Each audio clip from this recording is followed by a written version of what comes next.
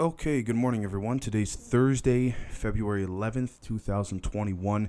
And honestly, aside from Trump's impeachment, excuse me, there are some things to cover.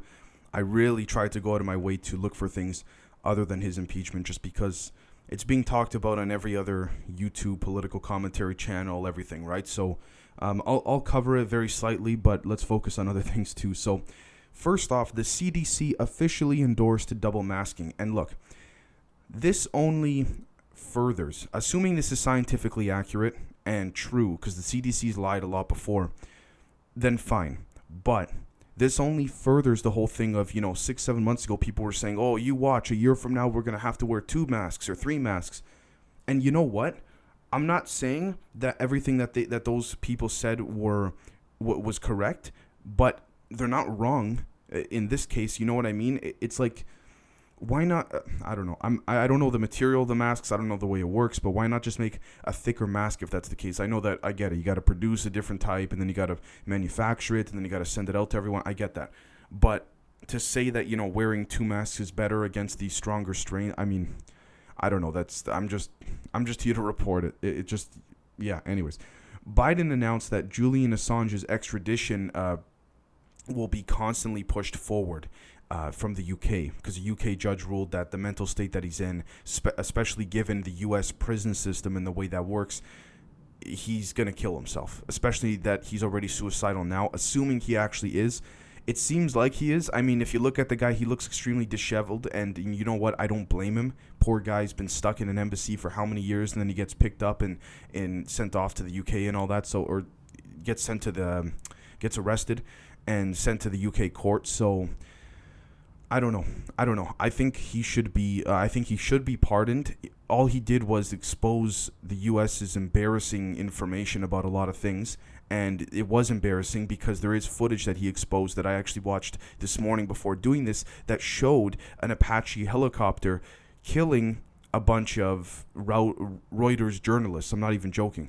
And it was covered up. And yes, were there some terrorists in there? Absolutely. But the whole thing is that you don't just open fire. You can clearly hear the superior give the order, light them up. Now, I'm not blaming the actual soldiers in the military. They're following orders. I understand that. It's a very strict chain of command. I respect that and I understand that. But it goes down to what's happening at the top. And this comes down to the ultimate problem too, the elite and all that, right? So, anyways, the next thing is that Saudi Arabia released a prisoner a week after the U.S. demanded it. So they released a prisoner 1 week after the U.S. said to do it. I can't help but think, it was just out of the blue, I cannot help but think there's a strategic play at hand here. Maybe there is for the U.S. Maybe they're trying to start some covert operation by doing this. Who knows? I can't help but think, though, that that's the case, because they don't just do that to say, you know what, I'm in the mood today to give you your prisoner, to give you your citizen back. Here you go. You know what I mean? So the next thing is that Elon Musk is allegedly going to go public with his Starlink program, which is going to be about, I think, $99 a month, where it's pretty much, from my understanding, it's like not free internet for the world, but it's like accessible internet anywhere. I don't know exactly what's going on there. I know that it has to do with launching a bunch of satellites, and you can reserve your spot for a satellite, which I think provides you with the best connection just below 5G speeds. From my understanding, I believe it is 10 times faster than 4G LTE. So it'll be interesting. It's kind of like paying for your own personal Wi-Fi, except every time you leave your house, you still have it. That's the understanding I have from it. If you guys know more, please correct me or let me know if I made a mistake or if you want to add to something. The next thing is that Biden asked the Supreme Court to uphold Obamacare. Okay, sure. I mean, look, I know that Trump railed against it, and he was very much against it. He, talked a lot about how he got rid of the individual mandate. Look, it's simple. Biden can executive order canceling all the student debt. He can executive order free health care for everyone. Right now, he won't do it because it's simple. Corporate donors, they will not let that happen. Let's just say, he goes out on a limb. Tomorrow morning, he signs an executive order. Medicare for all, done. No strings attached, done. Everyone's got free health care. You could bet your ass they're going to find some way to reverse that. So he's saying there's not even any point. Now, I know there's much more to it than that. I get that. I know I'm only probably painting one picture of, or one part of the picture here. But ultimately, these are the factors that come into play, and these are the realities. He's been caught on a lot of different things. I know the whole thing is give him time, and I understand that, fine. But we have to call things out like we see it. The $2,000 check promise dropped down to $1,400. He said it was coming right away. I think it's coming in the next month. There's a lot of issues there that he made promising on his campaign that are just like, listen, he made everyone feel like there was going to be fundamental change for those that believed in it. And for those that didn't, all I can say is that you got ahead of the curve very, very early, right? So, anyways, the next thing is that prosecutors opened a criminal investigation into the Trump phone call in Georgia where he asked the Georgia Secretary of State, I believe was Brad Raffensperger, if I'm not mistaken, to find 11,000 something votes. The problem with that is that can be interpreted in so many different ways. Right. And what's interesting, though, is that the media is pushing this. But when there was an investigation into Hunter Biden, all of a sudden it's like, let's cover it just because we got to say we covered it. But let's not really talk about it. Just like they censored the Hunter Biden story before the election, because I mean, I'm not even trying to harp on that. I'm not trying to hold on to that. I'm just saying that the hypocrisy is ridiculous. And then there was a Time magazine article that was covered by every major internet political commentator, Tim Pool, Jimmy Dore, you name it. I don't know if TYT did it, but talked about how in Time magazine they said it literally word for word a cabal of elite establishment individuals gathered together to utilize all their funding and all that to pretty much sway the election in a legal form.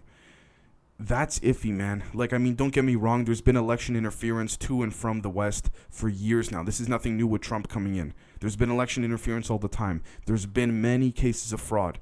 Many cases. Enough to change the results of an election? I don't know. But there's been a lot of cases of fraud, and that's the other thing, too. That's why the mainstream media always says no evidence of widespread fraud. They can't say no evidence of fraud because there are, right? And so that's the other thing, too. When you notice that certain establishments and organizations are censoring certain things, it's like, what? It's like the video's right there. Is this a deep fake? Because if it is, then tell us. But they just remove the video of, ballots being dumped and things like that. And I'm not talking about just for this year. I'm also talking about in the past as well. There's been cases of that, right? The next thing is that Fox News, and when Fox reports this, it's serious, reported that Trump was impressed with the Democrats' impeachment video, even though he's furious at his own lawyers. Now, what I meant when I said that Fox reported this, I mean that Fox has been known to have a close relationship with Trump. So when they report something like this, that he was impressed with the Dems' impeachment video, even though he was still upset, it's probably pretty accurate. I mean, unless, Trump's source or whoever talks to the media on behalf of Trump is lying. I mean, it's interesting. At the end of the day, you got to admit, Trump's lawyers did not make a strong case. At least the opening statement 2 days ago was not a strong case. Everyone from Sean Hannity to Rush Limbaugh to Alan Dershowitz, all of them, like all the ones that have, supported Trump tooth and nail and have always said, at the end of the day, we got to take things with a grain of salt because he's a man of the people. He's not a reformed, politician, what have you. When they say that his lawyer's defense, impeachment defense, was not good, guys, it wasn't good. Like, it was all over the place. And I'm not trying to say that to shit on Trump. I'm saying that to shit on that particular lawyer. Right? So it's interesting to see what will happen there. The next thing is that Robert F. Kennedy Jr. was banned from Instagram for posting something about Bill Gates that was vaccine related that Instagram said was factually incorrect. This is the problem I have. You can't say it's like the justification for them removing this or removing these posts. Like, for example, sometimes on my Instagram story, I'll get a false information tag, put a blurred image watermark on it. So everyone that sees it says it's false information. In pure theory, I mean, when you look at it legally, they are a private company, so they're allowed to do what they want on their platform. However, there is the argument of free speech. And at the same time, there's the whole thing of disinformation. So the question then becomes, what's disinformation, what's free speech, and what are these private companies going to allow and not allow on their platforms? Ultimately, and I'm not saying this because I totally disagree with the censorship, but it doesn't matter how much disinformation goes around in pure theory, because technically speaking, free speech covers all of that. Now, I'm not a lawyer, but from what I understand, if you have a right to speak your mind and you're not targeting violence to someone, and you're just making a claim that you potently make aware is your opinion, why should it be censored? Why should it be blocked? Or why should it say, oh, false information? Because the mainstream media has been wrong many times. I think I've given this example before. Tim Pool, the YouTuber, he's I guess you could say a populist, if you will, center-right. He made a story about something, I forgot what it was, a couple years ago. YouTube removed it. And they said because it's not factually true. Then, turns out the Associated Press, in which he based his report off of, said that they were wrong. And so YouTube reinstated that video. So it's like, and this happens all the time. And I gotta say, these establishments, these news establishments, they admit, I'm not gonna lie, they admit when they're wrong. Maybe not all the time, because they're constantly wrong in the way in which they manipulate words and things like this. They only choose what to cover based on the implicative directions of their CEOs or the ones at the top. Just like Barry Weiss at the New York Times said, you're not told don't do this story, but there's heavy influence. Like, you really gonna do this story? It's like that's the type of biasness that's occurred, and we have to make sure that it's down the middle. And this situation of Robert F. Kennedy being censored by Instagram, because Instagram knows all and sees all, I think is in my opinion is ridiculous. So the next thing is that Pakistan's top court banned execution of people with mental illness. Okay, this is fantastic, but it's also terrible, and I'll tell you why. It's great because if someone literally does have mental illness, they should be they should get rehab, but I'm talking if they genuinely have it.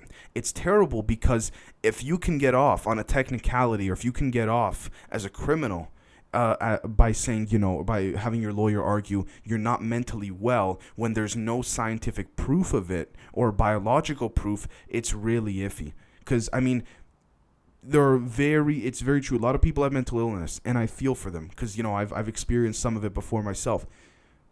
But the problem is you don't know when someone's faking it or not. And I know there's certain indicators, like, have they had a history of it and all that stuff. I get that. And those are great ways to check out to see if, a certain criminal is actually mentally ill or not. But again, things slip through the cracks. You know what I mean? Things slip through the cracks. So, but I can understand where Pakistan is coming from in that regard. And I think it's an interesting and a little more positive than negative first step. But again, you got a lot of cases that even in the West, criminals, lawyers argue he's not mentally well, and then these criminals either get off or they get a reduced sentence. So when then you find out years later they never had a mental illness, and that's the problem, right? That's the problem.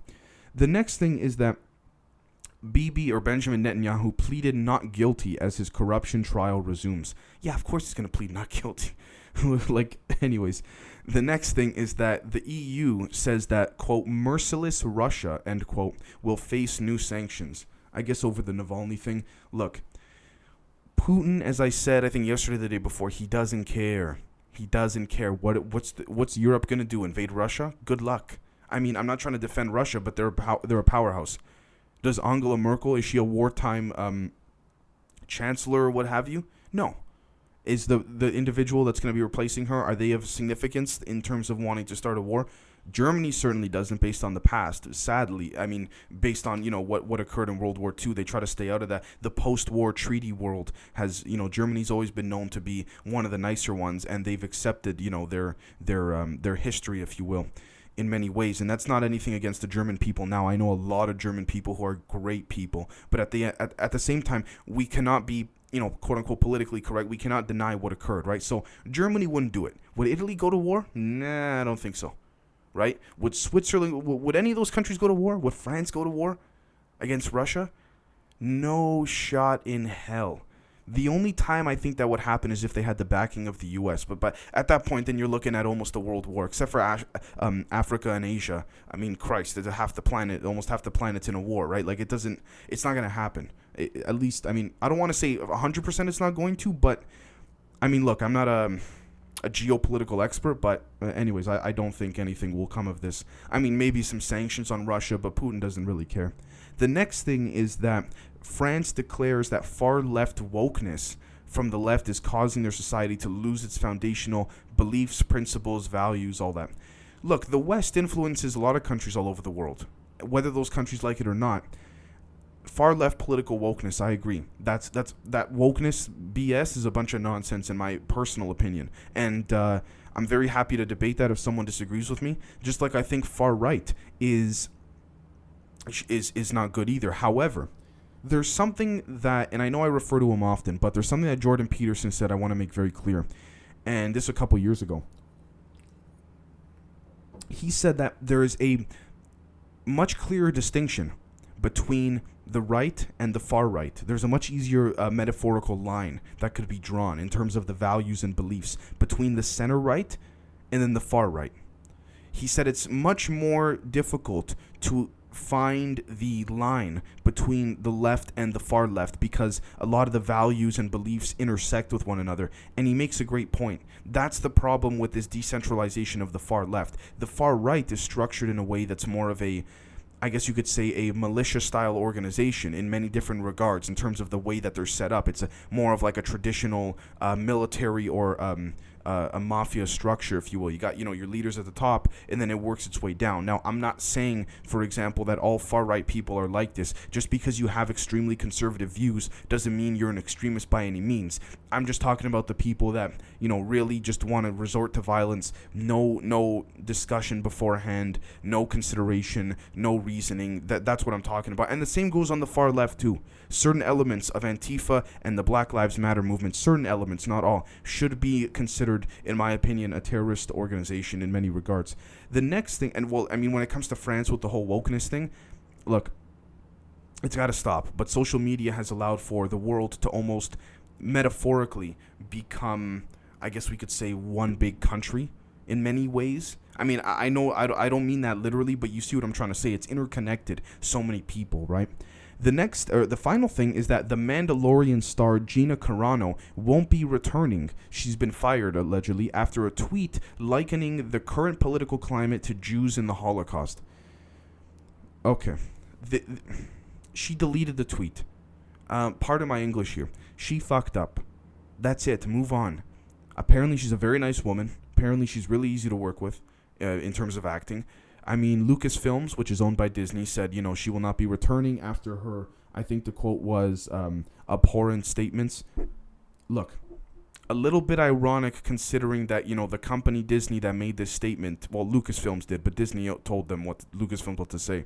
A little bit ironic considering that, Walt Disney himself has been argued to have been xenophobic, racist, you name it, and you can argue, fine, it was the time period, that's how a lot of people were back then, but if we're going by that standard, then it's, you know what I mean, we can't use that excuse, it was just the way it was back then. So, if we are using that same type of thinking, then Gina Carano made a mistake, she fucked up, she deleted the tweet, it's done, move on. You know what I mean? Like, the woman's 38 years old, that's not old, but that's not necessarily super young either, she's in the middle of her career, like, I don't know. I get it. It's offensive, and I'm not trying to downplay that, but I think the reaction has turned into an overreaction, but that could just be me, right? So anyways, thank you guys so much for watching. If you don't watch this afternoon's episode, we will catch you guys on Sunday for the news, but if you watch, the main episodes, we'll catch you guys later today as well as Saturday because I will be off tomorrow. So thank you guys so much for watching, and we'll catch you soon. Cheers.